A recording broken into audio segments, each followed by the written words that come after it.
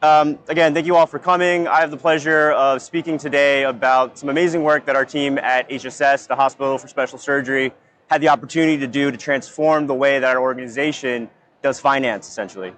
What we ended up doing is building something on top of Databricks using Sigma, and we named it XRAY. And in the same way that X-ray imaging shows the inner workings of our patients' bodies and shows us what's wrong with them, we're trying to do the same thing with our organization's finances. What we failed to realize is naming something X-ray in a hospital is very confusing, but at least people are talking about us, so that's great. Today I'm going to talk about why we had to go and embark on this. I really believe it's a transformation. What we did on Databricks and Sigma and why. What we ended up building, what this unlocks, and hopefully some time at the end for questions. So I think in order to understand why we had to do this, I think we have to know why HSS exists and who we are. The Hospital for Special Surgery is #1 in orthopedics, ranked by US News and World Report consistently 16 years in a row now. We are amazing at our clinical practices and the ways that we treat our patients' ailments. It's the same pursuit of excellence that we hope to apply to the way that we handle our data. In this particular example, we went off to transform the domain of finance, but we're doing work all across the board. When we started building X-ray, it was October of 2025. While we were getting awards for our clinical care, I don't think anyone was giving us awards for the way that we were doing data or the way that we were necessarily using that data to transform finance or operations. It was the classic sort of, I call it the workflow of doom and despair. It was Outlook, Excel-based, Teams, everything's a meeting. Let me go fire off an email, and it has an Excel workbook. I made some changes, fired off to somebody else. So it was this constant back and forth. A lot of human toil went into it. If you're familiar with finance, you have monthly close cycles. Those happen on the magnitude of months sometimes for us. And so we wanted to really bring that down today, actually to days, which is amazing. And as an aside, on an even more strategic level, we knew that if we got this right, in the same way that we all work in data, and I'm sure you guys have conversations, today it could be with your sales team, tomorrow it's with your operations team, the next day it's with your HR team. Finance has the opportunity to cross-cut the whole organization in the same way. So you turn finance from a vertical into a horizontal. That leads to some really robust discussions. It's not just why is the EBITDA down, you drill down further and further into the lowest grain of the operational data that you have. So we knew that if we got this right, we not only would fix all of these limitations on the screen, we would have an opportunity to transform our organization's handling of data through getting our foot in the door with a financial conversation. So that was why we had to do what we did. I would love to show you guys next how we did it. So we had Databricks already. We had already embarked on a long full data ingestion of our EMR, in this case Epic, as well as our ERP, which is Workday. We did Medallion architecture. We landed the data as bronze, move it over to gold. So our Databricks layer was pretty good. We were ready to go. Spent a long time making sure that we did the ingestion correctly. All we needed now was the visualization layer, something on top that made it easy for us to give something to our users, in this case finance users, that was familiar, and Sigma was a standout choice. It's Excel-like. The adoption rate of that is very easy. It's not scary. It just looks just like Excel, and if you know finance users, they love Excel. And then the very bottom there, Unity Catalog. One of the most amazing things about Sigma is just inheriting the permissions, all the attributes that you've already set in Unity Catalog. It just translates over into Sigma. So our teams really only have one place to have to manage that. I do need to shout out our product-oriented delivery model. Our team was already working in a pod model, but the interesting thing is we brought our finance business users into the pod. The best way for me to capture this is our CFO said it best. We have finance bros. He calls us the tech bros. At the end of all of this, we're just all bros. Everyone's working together, shared outcomes. It's not a joke. Our CFO is using terms like Medallion architecture, and that really trickles down to his whole team. When I look at that team today, I can't really distinguish who's a data person, who's a finance person. I've got data people saying things like EBITDA. I've got finance people talking about the lake house fluently. It's really something that I think is transformative and we're really proud of.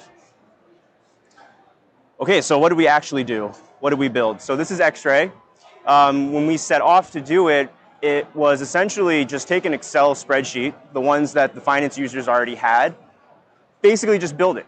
Build the same thing, but underneath, we all know the beauty is what's underneath. It's live. Every day those pipelines run.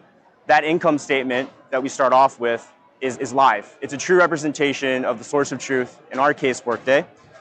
We started off with the income statement. We also ended up building the other two out of the big three, the cash flow statement and the balance sheet. What we found was starting off on the income statement and then adding details, adding operational data allows us to go from just a plain income statement to hyper-specific, domain-specific P&L statements, things that our users want to know more about. So it's not just numbers, financial numbers, it's the representation of their day-to-day business next to the financial numbers. Very quickly, in terms of what XRAY in this version was able to give you, 18 measures across 33 dimensions, kind of your classic measures, revenue, cost, profitability. We started to bring in volume, surgical volume, visit volume on the hospital side. Dimensions, pretty classic. So we loaded up our chart of accounts. If you're familiar with accounting, the representation of your business through different accounts on your ledger. Cost centers, procedures, specialties, payers on the insurance side, all of that. So the underlying data model that we had was only able to be done because we had spent so much time hammering this concept of we're not going to be use case specific. We're not going to build an income statement and go get the data for the income statement. We're actually going to go get everything in Workday, and we don't know what's going to come when we start building this. We're going to ship it to our users. They're going to ask a bunch of what ifs, what abouts, and if every time we have to go back into the source system, figure out what we need to ingest, how to model it into gold, we're never going to get there fast enough. So my recommendation is if you're going to go do something like this, really go look at your ERP, look at your source systems, and bring all of that in wholesale at one time. It pays dividends in the end. At the end of all of this, we have something we call the FS XRAY Metrics View V3. It's not actually a native unique catalog metrics view. We just called it that because we were going fast. But it's 6 million rows. It's 5 years of data since we went live on Workday, all represented. From the technical side, in terms of how you then interface that with Sigma, our users were really looking for basically an Excel-like experience. Sigma does a really good job out of the box to get you there. Some of the limitations we had to fight over is really, hey, in Excel, I can drag and drop this column to size it up any way that I want. I can hide these rows. I can make this thing bigger, this thing smaller. In Sigma, it's possible to do all those things, but it's not as easy as any user doing it in Excel. Some of the ways that we got around that, I'll talk about in a bit. But it was really about using dynamic filtering, the data model layer within Sigma we leveraged. On the UX side, we used the native modal view within Sigma a lot. If you have a big income statement, it's really hard to represent the next drill down of activity into that income statement. Sigma has native drill down, which is great. But if you want to go another level deeper, on that bottom right, you can see that we added in labor details. That was the first slice of operational data, which for the first time, I believe in our organization's entire history, we were able to give our users your financial data and your operational data right there in the same place. And so you click the button, the modal comes up, you see your labor details, filtered already to whatever you were looking at specific to your cost center. And then we also have a dynamic glossary. For a lot of our operational users, finance is a totally different domain in the same way that it was for us. Not all of us knew what EBITDA was when we started. We didn't know what depreciation was when we started. So our operational users, our customers don't know the same. In the past, we would have hard-coded all those definitions into the glossary, a cute little tooltip, what is this thing? And then the moment you write that description, it's sort of not fresh anymore. We're actually pulling all of that from the lakehouse dynamically in one place where we're maintaining that definition, and then Sigma's reading that from our lakehouse tables and showing that to the user. I won't read all of these, but I would say the biggest call out in terms of I think what we did right that we'd love to share with everyone is just making sure that you get all of your data out of your source systems correctly. Spend more time modeling all of that correctly so you spend less time in cycles, sort of in the room with your developers, figuring out what a definition is, where something is.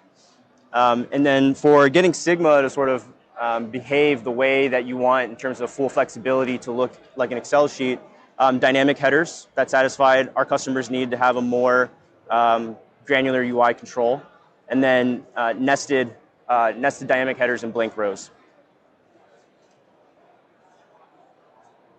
Okay, so the really exciting stuff in terms of that's great. We basically built this spreadsheet. It's in the hands of our users. What are the things that we're seeing now? When we started, it was October of 25, and we launched V1 January of this year. So we've had about half a year to kind of sit back and watch, and we're still developing.